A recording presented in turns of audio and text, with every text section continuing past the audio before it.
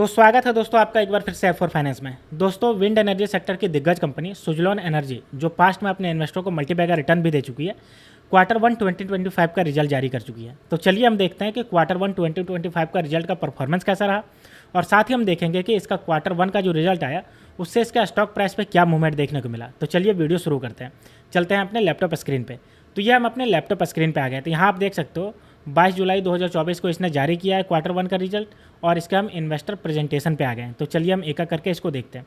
तो सबसे पहले यहाँ पे दिखाया हुआ है इसने कि ग्रोथ क्या है, ठीक है। विंड और सोलर एनर्जी का जो ग्रोथ है वो क्या रहने वाला है। तो आप देखिए 500 गीगावाट का ग्रोथ हो जाएगा 2030 तक की बात करें तो। वहीं 50% रिन्यूएबल एनर्जी हो जाएगा आपका 2030 तक।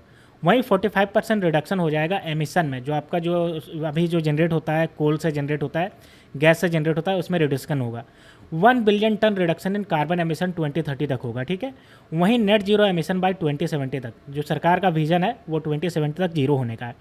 अगर अभी की बात करते हैं जून 2024 तक की, तो देखिए 446 गीगावाट का जो है वो कैपेसिटी है अभी, और इसको 2030 तक ये बढ़ा करके 777 गीगावाट की ले जाने की कैपेसिटी बोल रहे हैं। जिसमें से अगर विंड की बात करते हैं तो देखिए 47 गीगावाट का रहेगा, जो कि 11% का शेयर रहने वाला है। और वहीं अगर बात करते हैं 2030 तक, तो 2030 विंड देखिए जो है वो 100 गीगावाट का हो जाएगा, जो 13% का कंट्रीब्यूशन करेगा।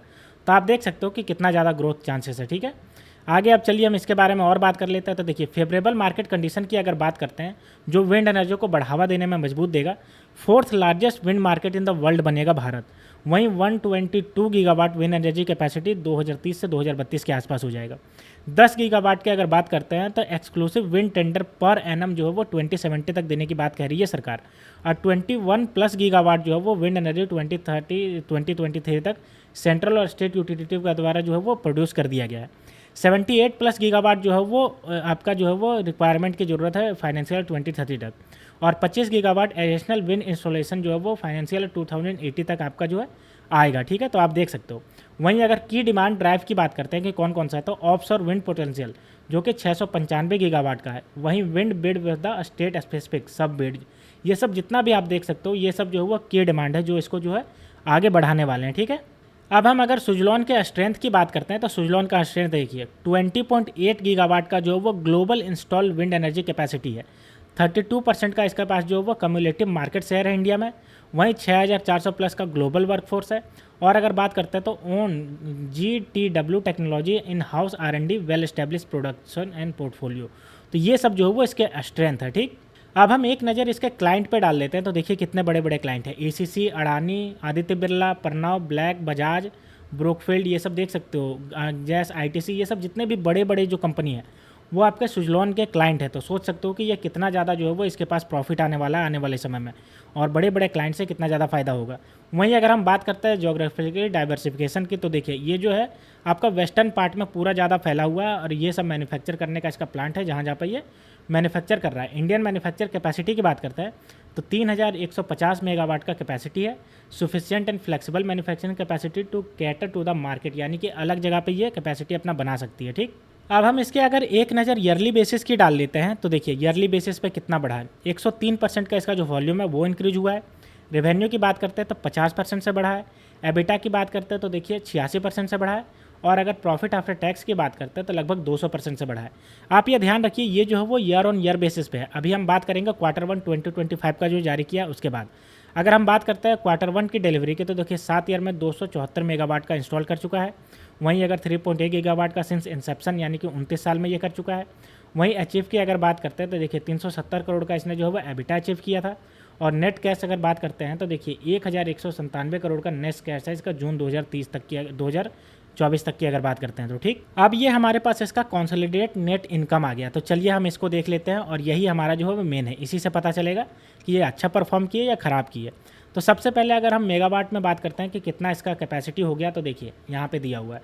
सबसे पहले बात करते हैं क्वार्टर 1 2025 की, तो 274 मेगावाट की बात कर लें। और वहीं एक साल पहले जो है वो 135 था, तो देखिए उससे बढ़ा है, बढ़िया बात है। नेट रिवेन्यू की अगर बात करते हैं तो नेट रिवेन्यू देखिए 2016 करोड़ का हो गया, और एक साल पहले 1348 करोड़ का था, तो ये भी देख सकते हो बढ़ा हुआ है। वहीं अगर हम बात करते हैं कंट्रीब्यूशन की, तो कंट्रीब्यूशन में देखिए 712 इसका कंट्रीब्यूशन है। वहीं एक साल पहले 506 था मात्र, तो ये भी बढ़ा है। आगे अगर हम एबिटा की इसकी बात करते हैं तो देखिए 370 करोड़ का इसका एबिटा है इस बार का, और एक साल पहले 199 करोड़ का था मात्र। और एबिटा मार्जिन की अगर बात करते हैं तो देखिए 14.8% से बढ़ करके 18.4% हो गया, ठीक है। वहीं अगर नेट फाइनेंशियल कॉस्ट की अगर बात करते हैं तो देखिए अभी जो है वो 22 करोड़ है और एक साल पहले 51 करोड़ था। अब हम बात करते हैं नेट प्रॉफिट एंड लॉस। तो नेट प्रॉफिट इसको देखिए 302 करोड़ का नेट प्रॉफिट हुआ है और एक साल पहले अगर बात करते हैं तो 93 करोड़ का ही मात्र हुआ था। तो देख सकते हो नेट प्रॉफिट आफ्टर अगर टैक्स की बात करते हैं तो 302 करोड़ का और एक साल पहले 101 करोड़ का था। तो आप साफ साफ यहाँ पे देखिए 302 करोड़ का हुआ है इस बार और एक साल पहले 101 करोड़ का हुआ था। और अगर Q4 2024 की बात कर लेते हैं तो देखिए 254 करोड़ का था।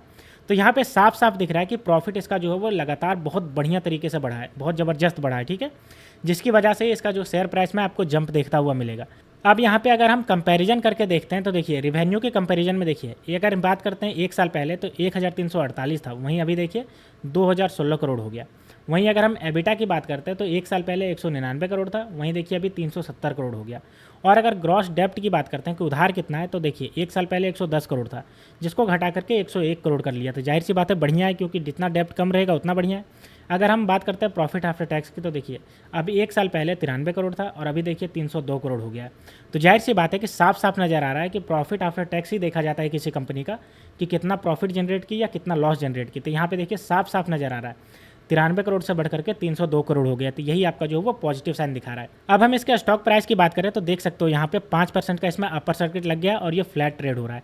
जाहिर सी बात है जैसे ही अगर इतना शानदार तरीके से इसका अगर प्रॉफिट बढ़ेगा तो इसका तो फ्लैट ट्रेड होना ही था। वहीं अगर 5 दिन की बात करते हैं तो 5 दिन में देखिए 11% का रिटर्न दे चुका है और मात्र एक दिन में देखिए आपका जो वो फ्लैट ट्रेड हो रहा है और 60 रुपया 72 पैसे पर जाकर के ट्रेड हो रहा है, ठीक है।